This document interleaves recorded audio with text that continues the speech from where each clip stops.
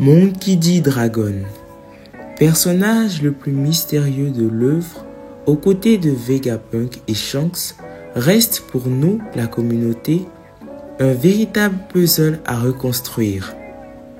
Chef de l'armée des révolutionnaires, ennemi numéro 1 du gouvernement mondial et homme le plus recherché au monde, fait des apparitions où on ne s'y attend pas. C'est donc pour ça que c'est lui qui nous intéresse, plus précisément son fruit du démon. Si vous n'êtes pas encore abonné, vous pouvez le faire, c'est simple et facile, tout en n'oubliant pas d'activer la cloche de notification pour ne rater aucune de mes vidéos. Sur ce, c'est parti. Lors du chapitre 287, à la page 14, Mousse, fille de Kalgara et d'Herbe, sur le chemin de son sacrifice, énonça 4 divinités: le dieu du soleil, le dieu de la pluie, le dieu de la forêt et le dieu de la terre. À ce moment, Oda nous avait laissé un gros foreshadowing, et ce n'est 731 chapitres, soit le chapitre 1018 où le titre Dieu du soleil fut employé cette fois-ci par Wouzou, où ce dernier nous donne plus d'informations sur le dieu du soleil en nous évoquant son nom Nika. 28 chapitres plus tard, nous avons la confirmation du fruit de Luffy qui est le Ito Ito no Mi modèle Nika. Alors avec tous ces éléments, je me suis dit ceci: s'il existe le dieu du soleil, c'est qu'il existe le dieu de la pluie, le dieu de la forêt et le dieu de la terre. Je me suis donc lancé dans une quête que j'ai nommée à la recherche des divinités anciennes. Armé de mon courage et de mon stylo, j'ai lancé mes recherches et vous serez étonnés du résultat. Non pas que ces résultats sont à 100% vrais, mais ces derniers pourraient nous conduire à la vérité.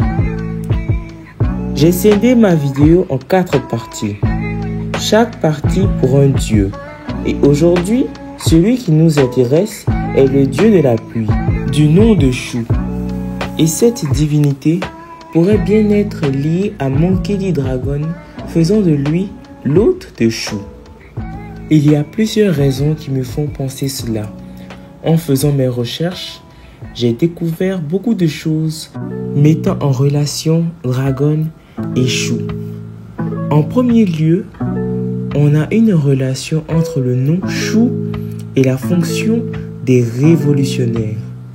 Les révolutionnaires combattent les dragons célestes afin de les renverser et de mettre fin au contrôle du gouvernement mondial sur le monde.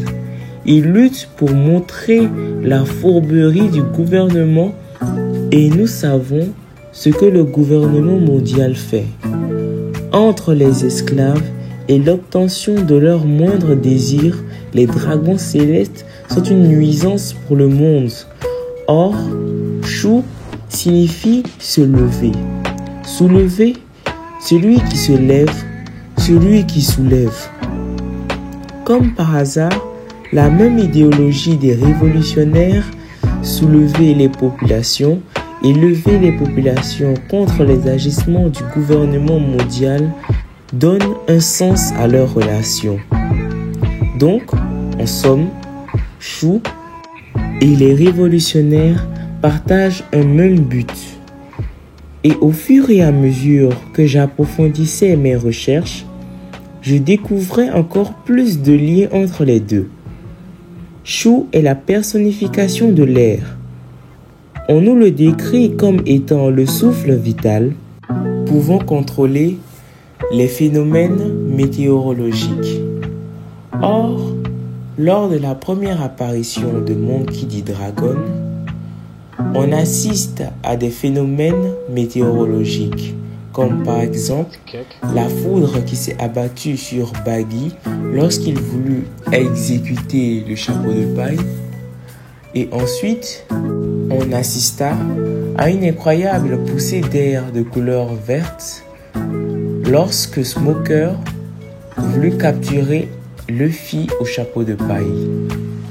Ce que je veux mettre en relation là, c'est que ces mêmes phénomènes météorologiques ont un rapport avec Monkey D. Dragon, qui lui a un rapport avec Shu. D'autre part, Shu porte le signe de la vie. La vie qui est symbolisée par la couleur du vert. Le vert qui est porté par Monkey D. Dragon, étant le seul révolutionnaire ayant la cape de couleur verte. Vous n'êtes pas encore au bout de vos surprises. Les couleurs de Shu sont le rouge et le bleu, alors que Dragon possède une cicatrice de couleur rouge et un habit de couleur bleue. Si vous n'êtes pas encore satisfait, Shu possède une marque de profil en forme de plume d'autruche et Dragon possède lui aussi une cicatrice de profil et, je le rappelle, de couleur rouge. En plus de ça, l'attribut de Shu est souvent remplacé par les 4 plumes d'Onuris. Et combien y a-t-il de commandants révolutionnaires? Eh bien, il y en a 4. Et les 4 signifient donc les 4 plumes d'Onuris. Pour appuyer un peu ce que j'ai dit, écoutez ce récit. Shu commande au vent, maître des 4 vents du ciel, à savoir l'Est, le Nord, l'Ouest et le Sud. Les vents qu'il commande sont censés transmettre aux morts l'espérance de son intervention. Et de l'autre côté, Dragon, quant à lui, commande les armées révolutionnaires.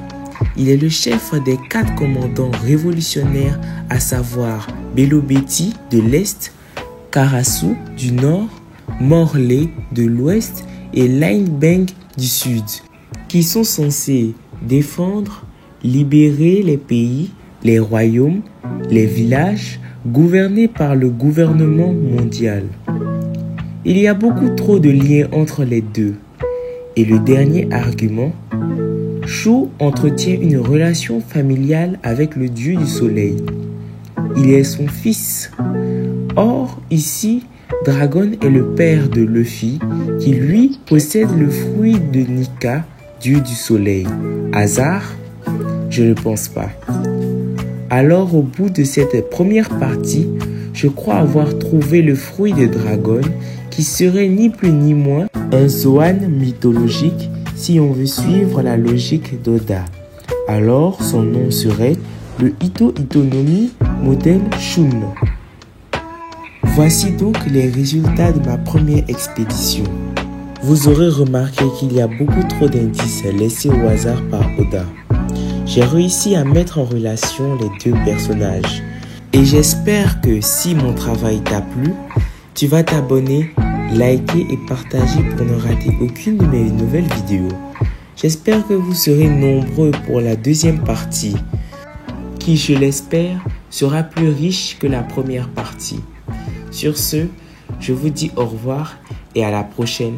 Portez-vous bien, mes Nakama.